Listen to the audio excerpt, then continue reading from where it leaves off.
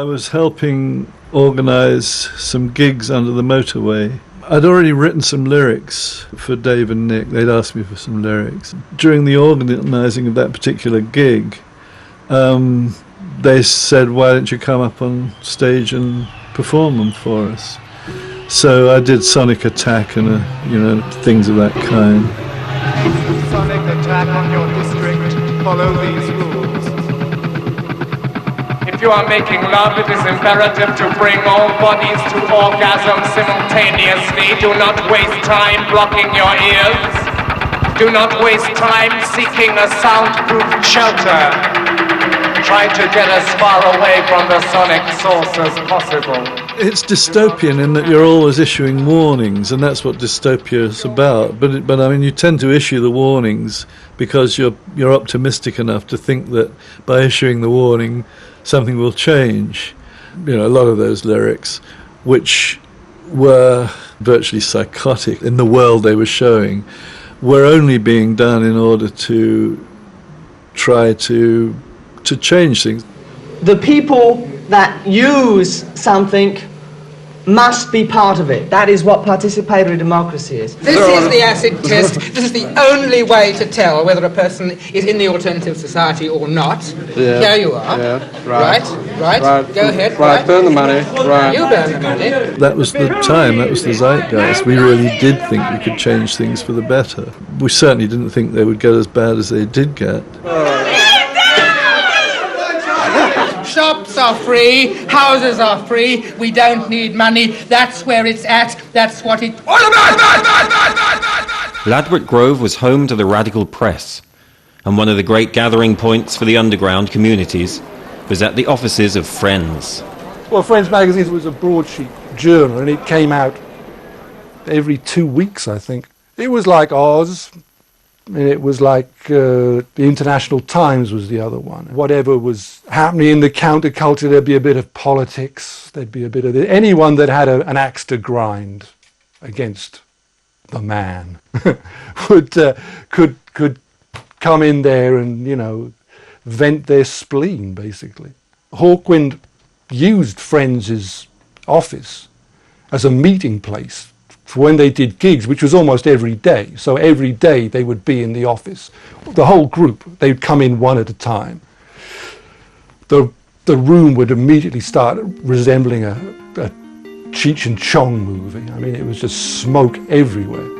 They were the best times in that office were when they were there. They were kind of like the Pied Pipers, okay, it's the end of the underground, but here's Hawkwind. They're coming in and we'll go off to a gig with them and we'll still keep the spirit high.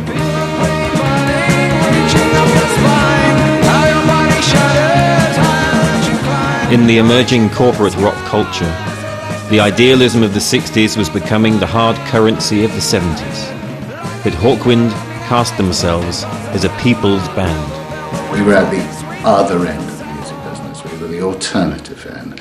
We did gigs whether they were free or were paid for because the bands needed exposure. That was the whole philosophy of it. And in a funny sort of way, sort of the key people at the time were doing that as well. I mean, it's where John Lennon was, and it was Ladbroke Grove for John Lennon as opposed to Chelsea, which was, once you made it and made some money, you moved down to Chelsea. As leaders of the Ladbroke Grove scene, Hawkwind had established a cult following in London and beyond. They became the ambassadors of that whole Ladbroke Grove counterculture. They would go out into the provinces and play their kind of stoner rock.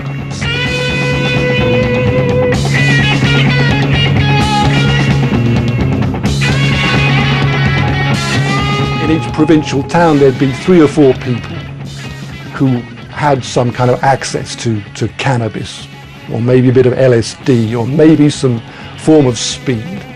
When Hawkwind played, you'd see those 4 people right in front of the stage with a look of complete beauty, just home at last, look on their face. No one really thought about tomorrow, and no one in the band made much money, but then no one really cared. I've never met a group who had such little regard for money. They were the last group in the world to have any kind of fame-seeking agenda. If it was a choice between playing a free gig and a paying gig, very often Hawkwind would have played the free gig. Dave was very agreeable to doing free gigs. Yeah, I think it depended partly on the individual politics of the people involved. If they approached me, I'd always say yes. I used to do loads, Friends of the Earth, anybody really. Gay Pride or, anybody really. The ethos of the underground was free. The White Panthers supplied food at all the festivals for free. The band was very associated with the White Panthers in many ways. There was no sort of radicalness from the point of them blowing up buildings or anything like that. The spirit of the free gigs under the Westway soon headed into the country, with the rise of the free festival scene. The rural effect, which generally free festivals tended to be, had a very different effect on the music.